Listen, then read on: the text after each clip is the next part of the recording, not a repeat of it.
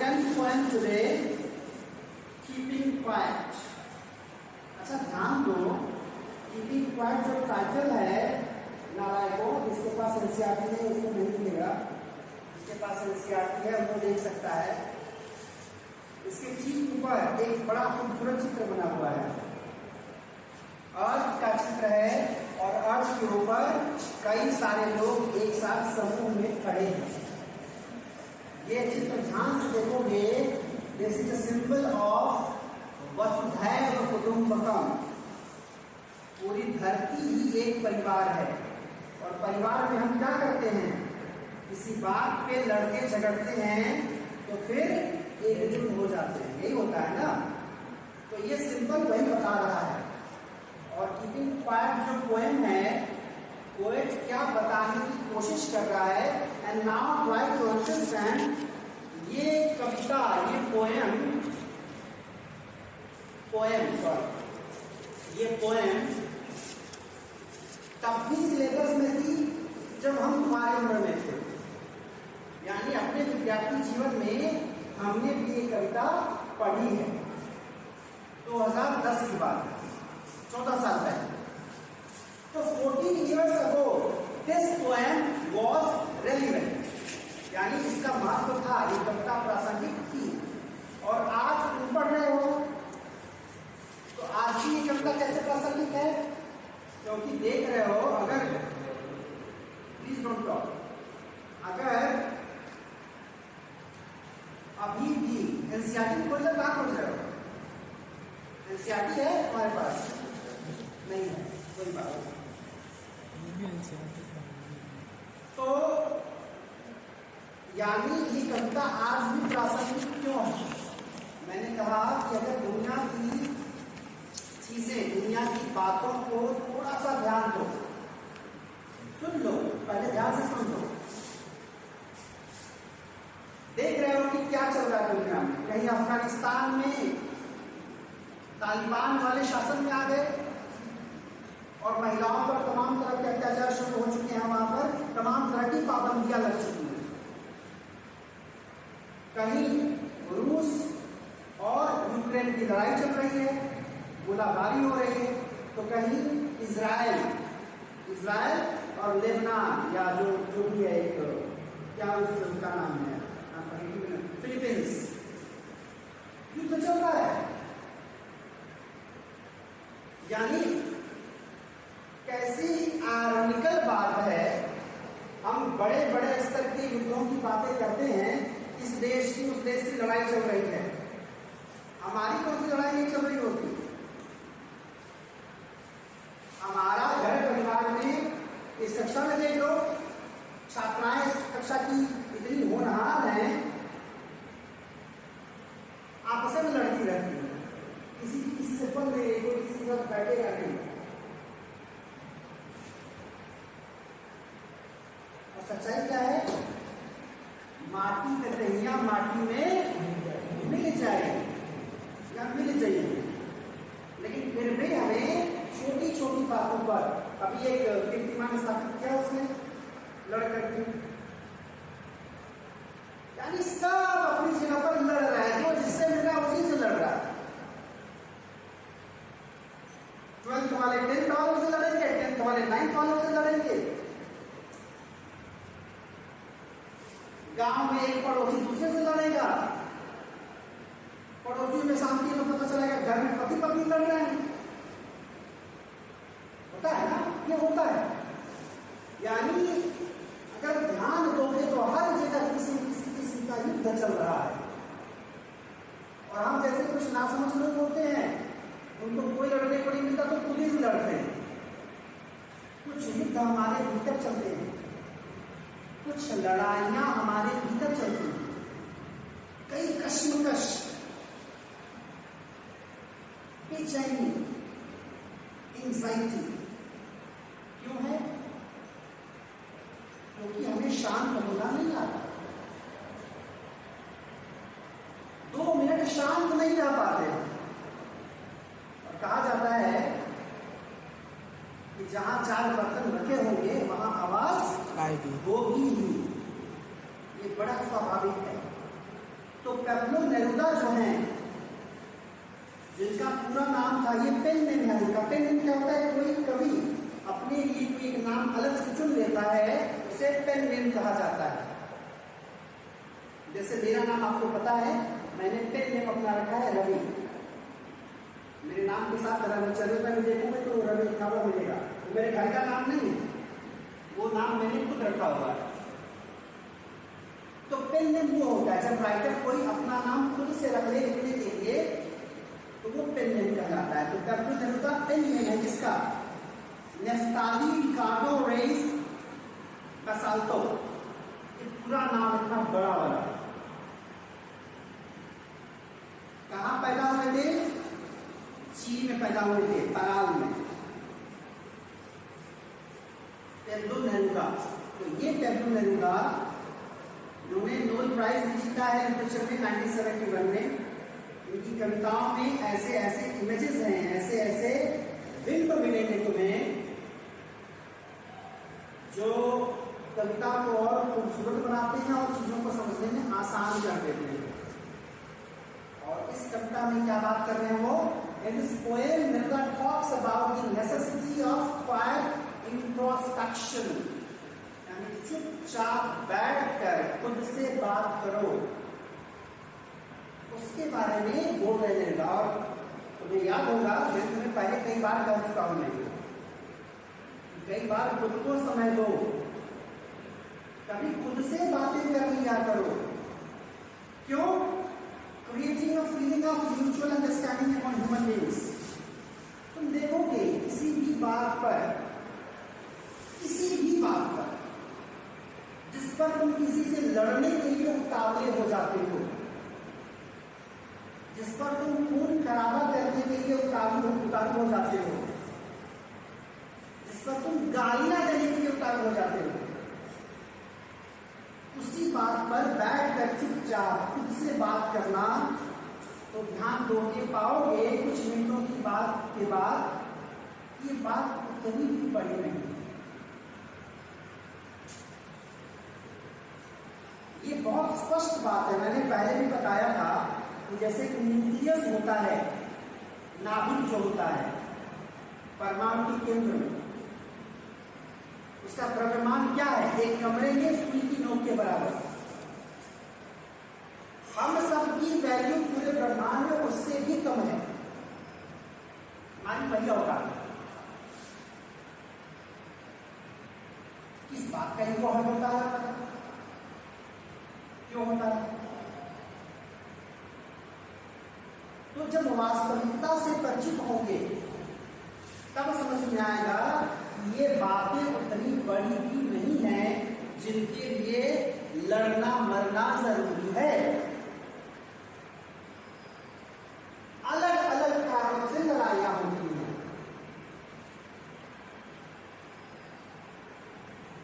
जो अलग अलग विभाजन है हमारा दुनिया में, उन विभाजनों के आधार पर लड़ाइयां होती हैं। हम सब बटे हैं वैसे अलग अलग स्तर पर। जितने डिवीजन हमको हमारे किए गए, हमको बांटा गया आसानी के लिए, वो डिवीजन हमारे लिए लड़ने का कारण बन जाता है। पूरे भारत देश को 28 राज्यों में बांटा गया। क्यों? कि अलग अलग कल्चर के लोग एक साथ रहेंगे, एक साथ का मतलब जो एक पर्टिकुलर कल्चर वाले हैं वो एक साथ रहेंगे, एक पर्टिकुलर ज्योग्राफी वाले एक साथ रहेंगे, तो वहां शासन प्रशासन के लिए आसानी होगी। बस यही बात थी। लेकिन क्या होता है, हम यूपी वाले हैं तो हम बिहार वाले हैं, तो हम बंगाल के हैं तो हम महाराष्ट्र के हैं, तो हम साउथ के हैं, हम नॉर्थ के हैं। क्या पता करो महाराष्ट्र में मराठी जो होते हैं ज्यादातर, जनरलाइज नहीं करेंगे, वो नहीं पसंद करते कि बिहार वाले वहां पर जाएं और उनका धंधा खत्म करें, उनके बदले में वो काम करें। उनको बुरा लगता है। झारखंड में एक दौर तक जो है वैकेंसी आती रही, यूपी बिहार के लोग बढ़ते रहे, झारखंड वाले परेशान हो गए, नौकरी निकल के हमारे यहाँ आ रहे यूपी बिहार वाले।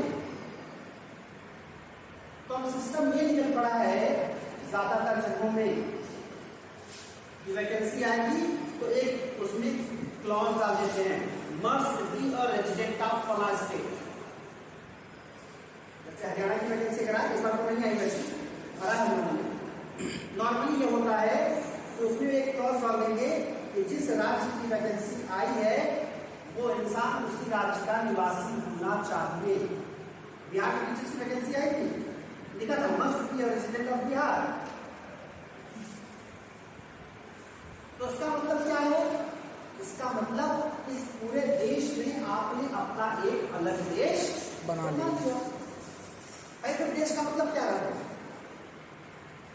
देश का मतलब तो पूरा एक होना चाहिए ना।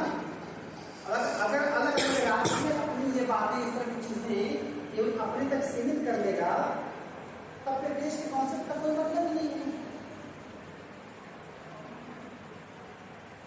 जब एक राज्य का इंसान दूसरे राज्य में जाएगा और उसको वो सम्मान प्राप्त नहीं होगा जिसका वो हकदार है, तो किस तरह से वो खुद को गर्व से भारतीय कहेगा?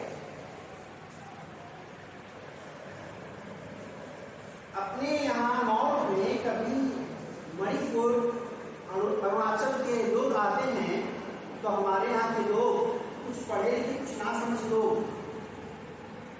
उनको चाइनीज बोलते हैं, क्योंकि उनकी शक्ल सूरत चाइना वालों से मिलती है, या नेपाली बोलते हैं।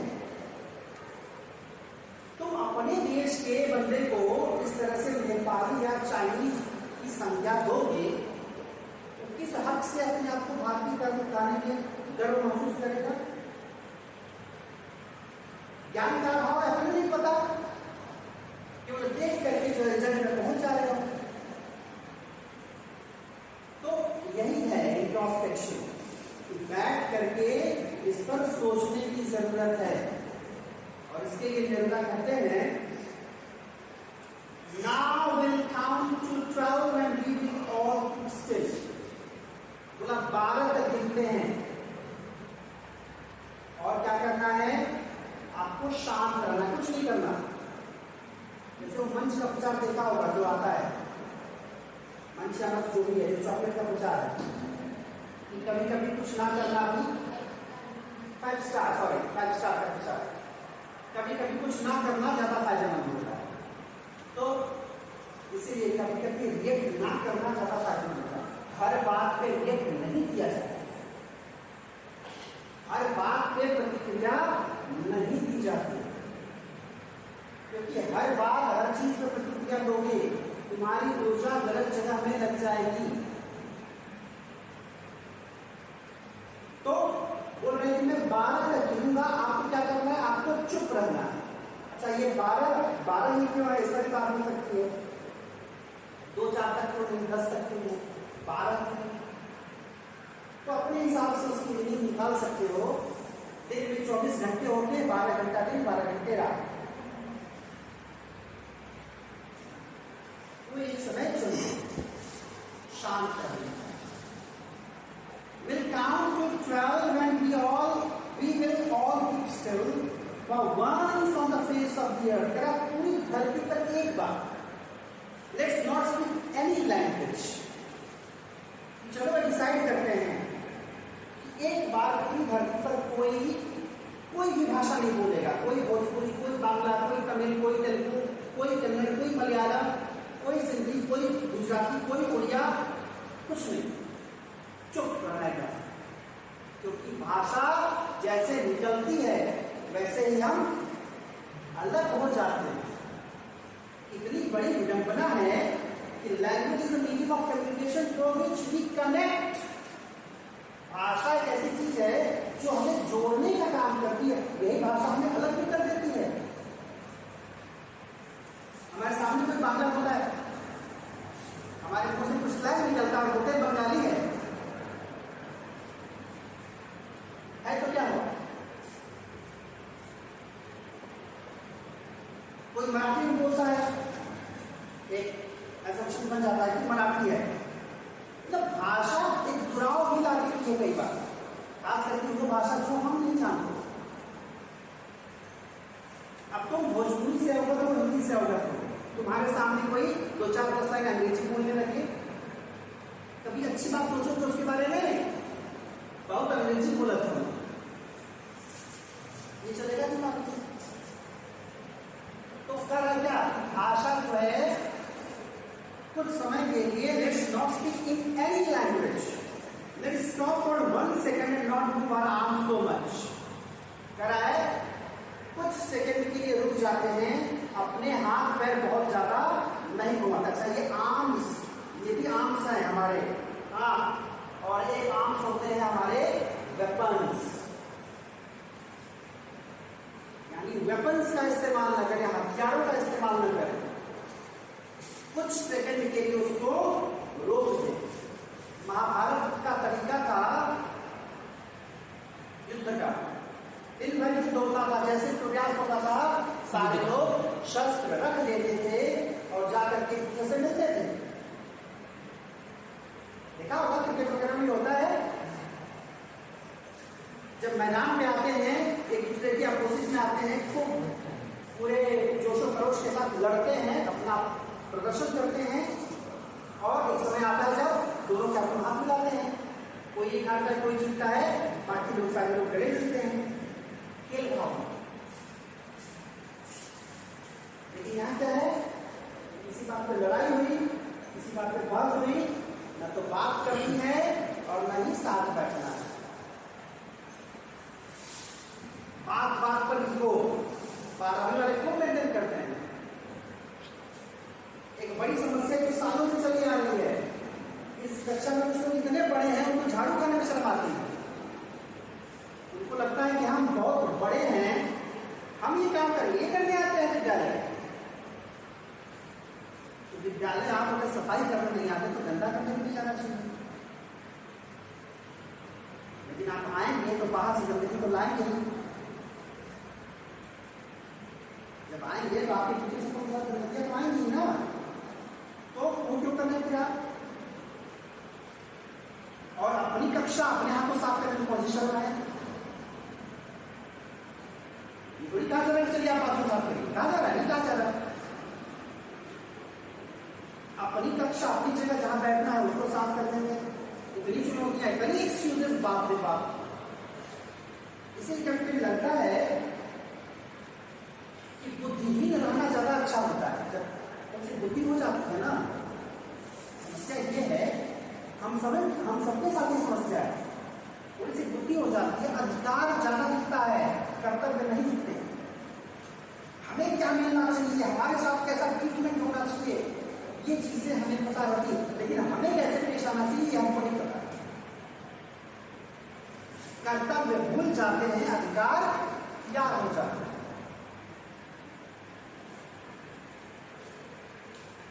जो एक मैंने आपको बताया था उस विद्यार्थी के बारे में जिसने कहा था कि जो है किसी शिक्षक ने मेरी पिटाई की है, जो कि एक कानून का अपराध है। ऐसा सब कुछ कर रहा है कि किस कानून के तहत वो बात कर रहे थे, क्या उन्हें पता है? आपको पिटाई वाला क्लॉज याद है? क्या आपने कभी राइट टू एजुकेशन के बारे में सुना? शिक्षा के अधिकार के बारे में जानते हैं? पढ़ाई के लिए सरकारी स्तर पर या कानून के स्तर पर कौन से काम होते हैं, कौन से काम किए जाने चाहिए, हमारे क्या कर्तव्य हैं? एक विद्यार्थी का क्या कर्तव्य है, एक शिक्षक का क्या है, एक पड़ोसी का क्या है, गांव समाज के आदमी का क्या है कर्तव्य? कभी जानने की कोशिश की? नहीं।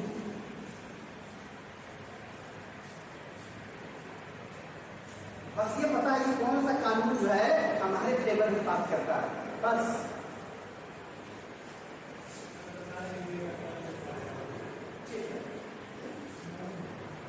आप सभी को तो सूचना मिल चुकी है, 9:30 से 3:30 का विद्यालय रहेगा कल से। अक्टूबर से कब तक चलेगा? फरवरी मार्च तक चलेगा। फिर 1 अप्रैल से वापस पुराना समय। तो आप लोगों को आने की जरूरत नहीं उसके बाद, क्योंकि आप लोगों की विदाई हम कर देंगे मार्च में, केवल किसी में जाएंगे। और हाँ, कुछ लोग होंगे जो रहना चाहेंगे, still they want to be, वो रहेंगे। तो let's stop for 1 second, 1 second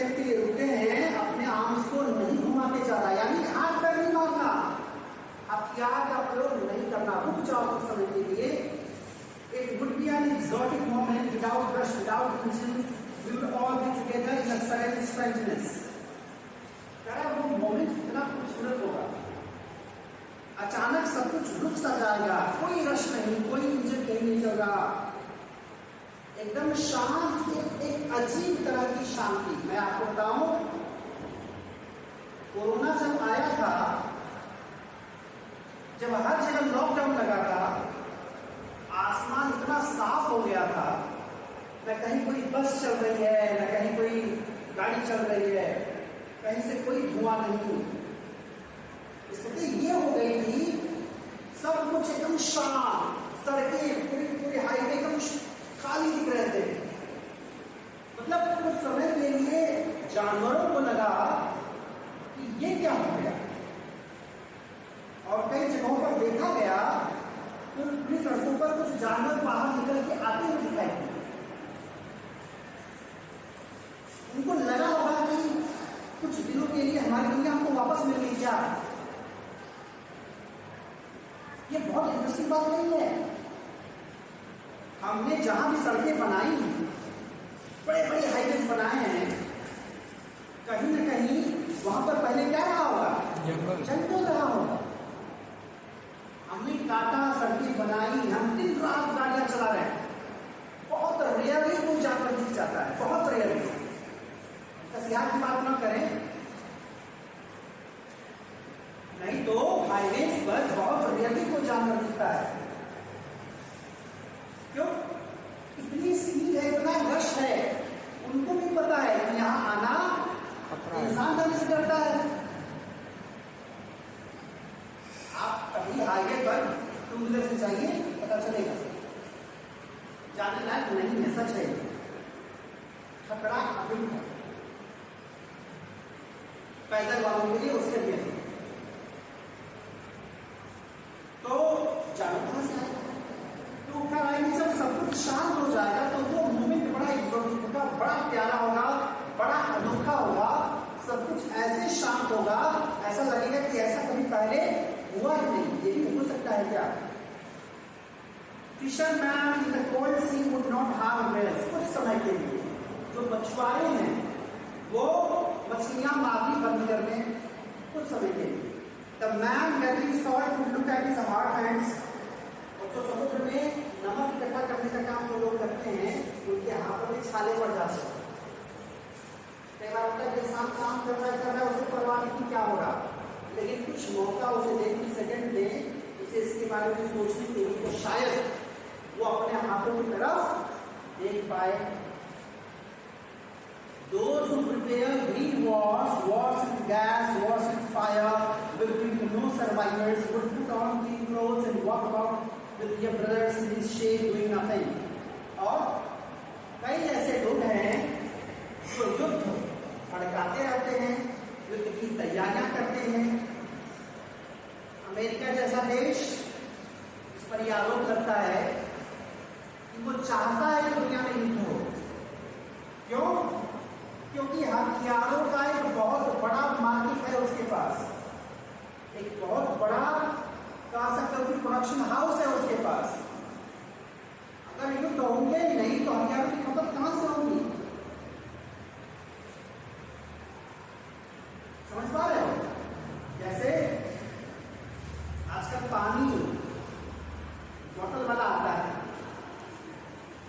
हमने बचपन में कभी बोतल वाला पानी नहीं देखा, ना तो आरओ वाली मशीन देखी, ना तो प्यूरिफायर देखा पानी वाला।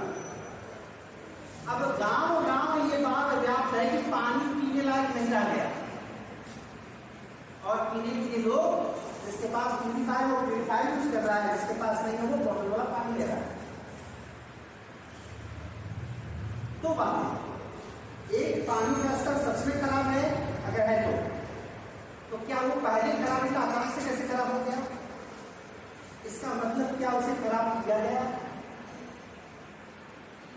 क्योंकि खराब किया नहीं गया तो आज उसकी जरूरत महसूस न हो रही है, और अचानक से कैसे ये हो गया? 10-15 साल पहले ऐसी कोई बात नहीं। मुझे याद है, मैं प्रोफेशनल लाइफ में रहा हूं, 2 साल हो गए, मुझे नहीं याद कि हमने कोई प्यूरिफायर से पानी पिया हो। वाटर कूलर भरे लगा होता है कि ठंडा पानी मिल जाएगा, लेकिन आज हर जगह वो बोतल का पानी, इसका मतलब किसी ने तो सेट किया सब कुछ। क्यों? अगर बोतल का पानी तुम लोगे नहीं, जो मशीन लगाने वाले कमाने वाले लोग हैं उनका पानी बिकेगा कैसे? उनकी कमाई कहां से होगी? तुम्हें बता दूं, बहुत सी ऐसी चीजें जो आज तुम्हारे दिमाग में डाली गई हैं, बताई जाती है कि ये खाओ हेल्दी है, ये खाओ हेल्दी है, वो तुम्हें उस तरीके से सोचने पर विवश किया गया है। कॉर्नफ्लेक्स नाम सुना है? कॉर्नफ्लेक्स का जो स्टैंडर्ड लोग होते हैं वो कॉर्नफ्लेक्स खरीद करके दूध में डाल के खाते हैं। कॉर्नफ्लेक्स एग्जैक्टली है क्या? मक्के से बना हुआ एक आइटम है। जैसे आलू से चिप्स बन जाता है, वैसे मक्की को अलग ढंग से यूज करके कॉर्नफ्लेक्स बना दिया जाता है। अमेरिका में मक्का हुआ खूब ज्यादा, अब उसकी खपत करनी है तो नैरेटिव सेट किया है, कॉर्नफ्लेक्स बनाया गया, पूरी दुनिया को ये मैसेज दिया गया कि कॉर्नफ्लेक्स नाश्ते में बहुत हेल्दी होता है। ये तो हम लोग नाश्ते में बासी रोटी खाने वाले लोग, नमक तेल से खाने वाले लोग, कभी चीनी से, कभी चीनी पानी से खाने वाले लोग, नाश्ते के नाम पर अब क्या चाहिए?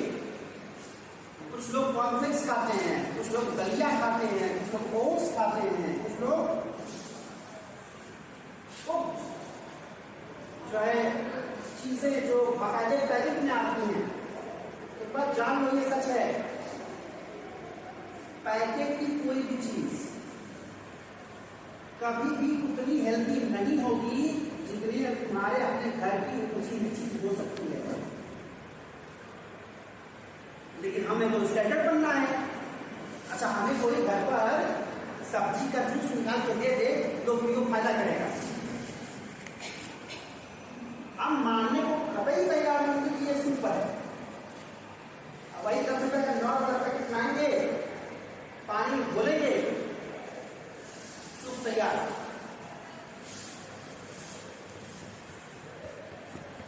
कुछ नहीं आता बनाने, कई कारीगर होंगे इसमें, कुछ नहीं आता बनाने, मैगी जरूर बनाने आती है। क्या है? पैकेट है ना, मैदा है।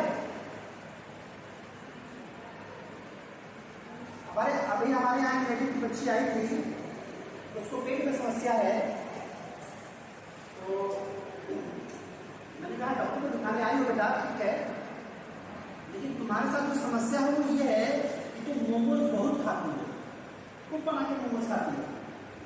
मैंने कहा पेट की समस्या उसी दिन दूर हो जाएगी जिस दिन तुमने मोमोज से पूरी बना ली। मोमोज मैगी खाना छोड़ दो, जिंदा रहना चाहती हो तो। डॉक्टर दवाई लेगा, कुछ दिन ठीक रहोगी, फिर वही हाल हो जाएगा। ना आपकी वर्षा, ना आपकी धूप, ना आपकी बोलन, ना आपकी किसी चीज की करोगे ना तो दिक्कत होगी। मोमोज या मैगी ये चीजें महीने 2 महीने में एक बार खाने वाली हैं, स्वाद के लिए, कहीं से वो हेल्दी नहीं है। संयोग ये रहा, मैंने उसके गार्जियन से कहा कि जाना डॉक्टर का, तो उसको बताना ये बात क्या क्या खाती है। डॉक्टर ने वही बात कही जो मैंने कही। संयोग से जिस मेडिकल पर गए दवाई लेने, मेडिकल वाला बोला पहली बार दवा लेने आए हो, हाँ ठीक है, अपनी तरफ से सलाह दे रहा है कि मैदा की सारी चीजें खाने को जो है उसको बंद करा।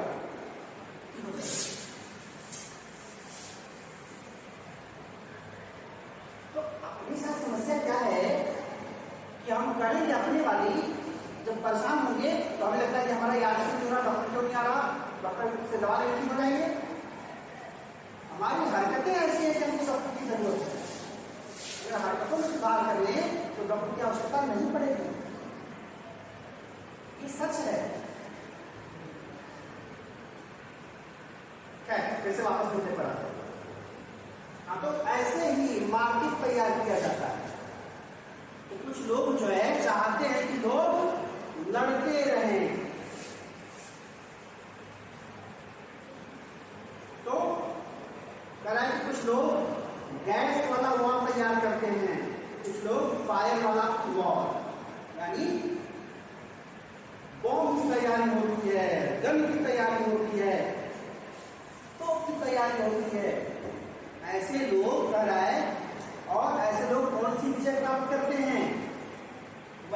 विजय कि ऑपरेशन सफल रहा, राजा मर गया। तो इनकी विक्ट्री भी ऐसे होती है कि विजय प्राप्त कर लिए लेकिन बचा कोई नहीं। अशोक के साथ क्या हुआ था? यही हुआ था, जब कलिंग की लड़ाई जीत गए अशोक, लाखों लाशें जब देखे सामने, मन एकदम परेशान हो गया। ये सब किसके लिए, क्या दिखाने के लिए? तो आप जीत भी जाओ, सब लोग मर ही जाए, तो राजा किसके कहलाओगे? तो ऐसी लड़ाइयां लड़ते हैं लोग। तो ऐसे लोगों से मिर्जा रिक्वेस्ट कर रहे हैं would put on clean clothes and walk about with their brothers। कह रहे हैं कि ऐसे लोग बढ़िया ठीक ठाक शांति वाला कपड़ा पहन करके एक बार अपने भाइयों के साथ आ जाएं, एक जगह खड़े हो जाएं और आगे क्या करें? कुछ ना करें, doing nothing।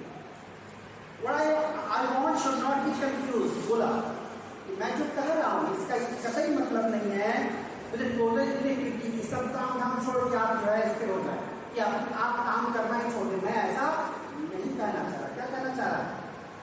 Life is what it is about, I want no truck death.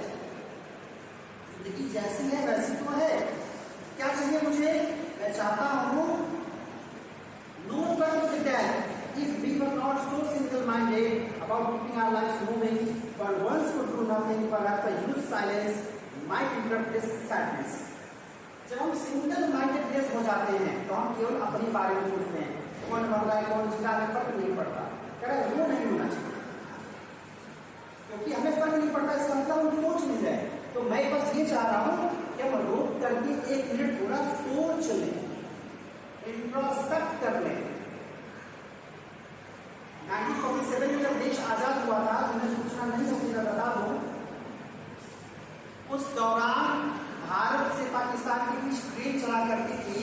उस ट्रेन में जिंदा आदमी नहीं आते जाते थे। कई दिनों तक ये सिलसिला चलता रहा, यहां से लाशें वहां जाती थी, वहां से लाशें यहां। ट्रेन टू पाकिस्तान एक वर्ग है ईश्वर सिंह का। Think about the train. तो ऐसी ट्रेनें, ऐसे पत्रों के बारे में बात कर रहे हैं कि मुझे ऐसे नहीं चाहिए, ऐसे साधन नहीं चाहिए जो लाशें ढोते हैं, यानी लोग मारकाट कर रहे हैं। क्या चाहिए? कुछ समय के लिए लोग थोड़ा सा रुक करके सोचें, शायद उनका सोचना उन्हें ये एहसास करा दे of never understanding ourselves and not threatening ourselves with death। जो ये डर है, और कई बार ऐसा होता है उस डर में हम रिएक्ट करते हैं, खुद को बचाने का डर। और यही होता है जब देशों में लड़ाइयाँ होती हैं, बात असुविधा की आती है, बात बचाने की आती है कि हमने रिएक्ट नहीं किया तो हम खत्म कर दिए जाए। वैसे भी बात तो यही जाती है ना कि क्षमा होती उस भोजन को जिसके पास गर्द है। वो सांप जो जंगीला है वो कहे जाओ छोड़ दिया नहीं काटते, तो समझ में आएगा कि वो बलशाली है, इसलिए उस पर क्षमा छोड़ेगी। अब कोई बुढ़ा अगर भी कहे कि जाओ छोड़ देते हैं ना काटेंगे, बुढ़ा समझते हो? पानी वाला सांप जिसके काटने से कुछ नहीं होता। अभी 10वीं में एक विद्यार्थी था, उसको काटा तो 4-5 दिन विद्यालय नहीं आया, पानी वाला सांप है। से डर ने काम किया और कुछ नहीं। Perhaps the earth can teach us as when everything seems dead and beautiful to be alive। धरती ये सिखा सकती है हमें। कई बार ऐसा होता है कि जैसा लगता है सब कुछ खत्म हो गया, जैसे कोई मिट्टी देखो कि जमीन कहीं कुछ नहीं दिखता है, एकदम धूसर या एकदम धूसर न कहे एकदम केवल मिट्टी दिखती है ऊपर से, लगता है कहीं कुछ नहीं है, केवल कुछ समय दे दिया जाता है, हल्की बारिश, हल्की फुहार, हल्की नमी, और कहीं न कहीं से हमको वो हरियाली दिखनी शुरू हो जाती है। यानी जो चीजें मरी हुई सी लगती हैं वो सच में मरी हुई नहीं होती, केवल उनको समय चाहिए, फिर से पौधे निकल आते हैं।